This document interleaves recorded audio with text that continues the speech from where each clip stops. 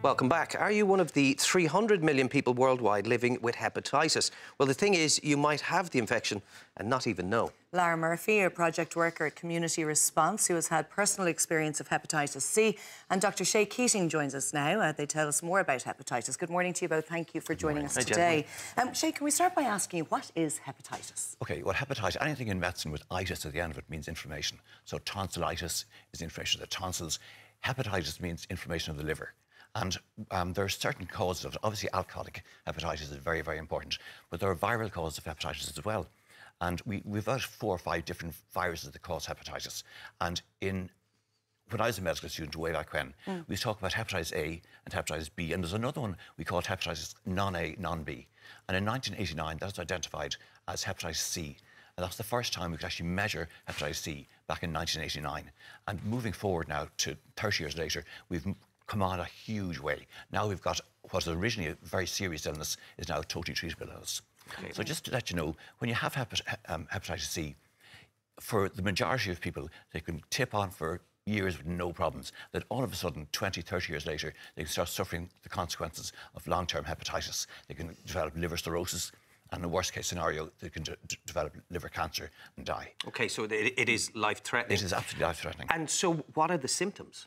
Symptoms of hepatitis, as I say, for the majority of people for a long time, they might have no symptoms at all. They might complain of a bit of tiredness. You could have kind of mood changes. Sometimes patients will develop jaundice. I don't know if you've ever seen somebody with jaundice. The skin goes yellow and the eyeballs go yellow. And that obviously would be a very kind of serious complication. Then as the liver gets more and more damaged, it becomes scarred, and then you get what's called cirrhosis, which is basically irreversible scarring. And at that stage, your liver function goes really downhill quite fast, and you can end up dying probably 2 years later without treatment. Shay, if hepatitis A, B and C are asymptomatic, certainly initially at the beginning, is it difficult to measure how many in this country are affected and who might have it? It's quite difficult. The estimates are that we have about 30,000 infected. Now, we don't have a register, so we can't actually say Joe Blogg has hep C, we want to put him on a register to know exactly who's got it and who hasn't got it. But the main groups that we've found with hepatitis C in this country are those that were infected by contaminated blood products back probably in the 70s and 80s and 90s. And the biggest group by far is people who get acquired from drug use, particularly needle sharing. It is World Hepatitis Day today. Lar, you've got personal experience of it, and reading the notes, we were talking about how interesting it was that you actually were diagnosed as having hepatitis in the early 2000s. Yeah. But you were dealing with other issues then, so it took a long time for you to actually address this and to get better and get well. Yeah, no, that's right. I contracted hepatitis C through active drug use, and then it was a couple of years after I'd been diagnosed that I started thinking about maybe treatment is a wise thing to do, because I put it to the back of my mind. And as you said, I didn't really have many symptoms or anything like that. So you weren't sick in the traditional sense of the word? No, I didn't feel sick, but I would feel contagious every now and again. OK. And what, if you can share with us, were the reasons that you delayed addressing it? Well, first of all, I didn't really think it was an issue. It wasn't really made a big deal at the time. It was sort of given, the news was given to me that it's not going to affect you for 10 or 20 years and it may never affect you. And it was only when I got substance free and started working in the field of addiction, I started to really think about my own health, my own well-being, and then I really started thinking about putting myself forward for treatment for hepatitis C. And through your work, do you feel that there's a fear factor among people who might potentially be at risk, that they don't want to find out the answer, therefore they don't want to go and get the tests? Because there's several tests involved, isn't there? Yeah, there's a testing process involved. There is a lot of fear, a lot of stigma still attached to blood-borne virus, hepatitis C. And then there's also a lot of myths out there around the old treatment for hepatitis C, the regime of it, how tough it was.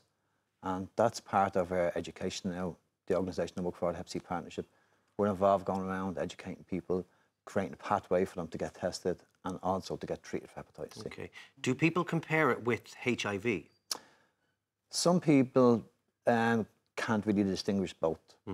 But as again, it's a blood-borne virus that affects the liver, where HIV is a different virus that affects your immune system. Now, through Lara's work, obviously highlighting awareness, which is most important, Shay.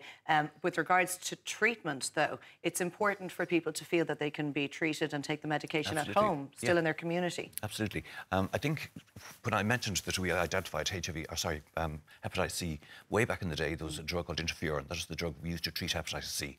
And 6% of patients who went on interferon were cured. That's a tiny percentage. But moving forward now, we've got medication you can give people for between 8 and 12 weeks, and all tablets you take at home, and there's almost 100% cure rate. So it's absolutely amazing. Wow. It's very important to appreciate most viruses we know, HIV, hepatitis B, herpes, all these different viruses, we can treat them, but we can't cure them. So hepatitis C was the first virus we would actually cure. So it's a huge thing. How recent a breakthrough in medicine is that? It's probably in the last 4 or 5 years that we've so actually... it's new. So it is new. Yeah. But And with regards to side effects, I mean, very rarely would you take any medication and have none. Are they... Absolutely. I mean, if you open an aspirin, if you have paracetamol, and you read the insertion, every single medication, in spite of what anyone will tell you, has side effects. So when patients start taking the medication, they might feel a bit nauseous or a bit of diarrhea, constipation, whatever. But the drugs themselves are very clean drugs. The side effect profile is absolutely excellent, as opposed to the drugs we would have used 20 years ago, which were very, very toxic and very debilitating for the patient. OK, Lar, tell us a bit more about the work you now do as a facilitator in the community response. Yeah, well, our main role is to educate people around hepatitis C, how it's transmitted, and also around side effects.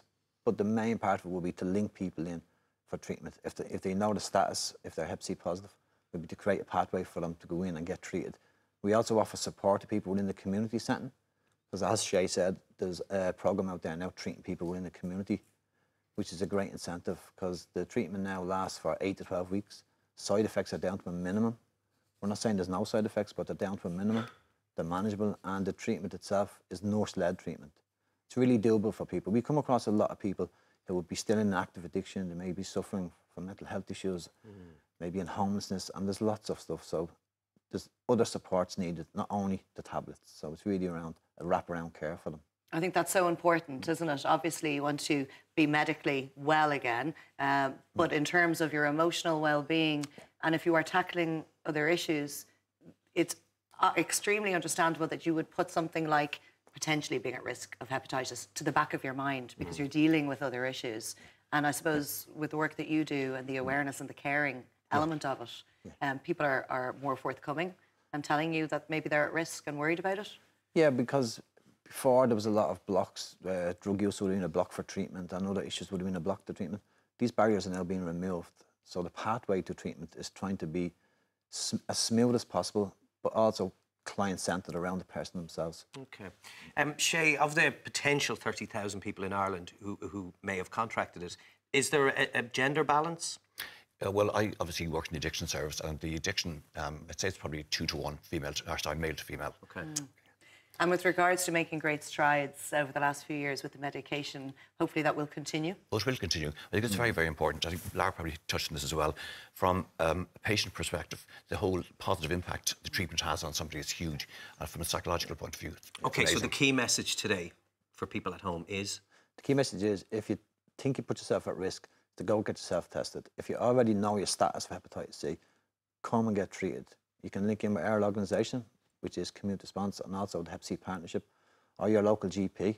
Put yourself forward, but definitely get yourself tested. And if you are hepatitis C positive, put yourself forward for treatment. And there's hope. Thank you very much, gentlemen, for joining us this morning. Thank you, gents. Thank you.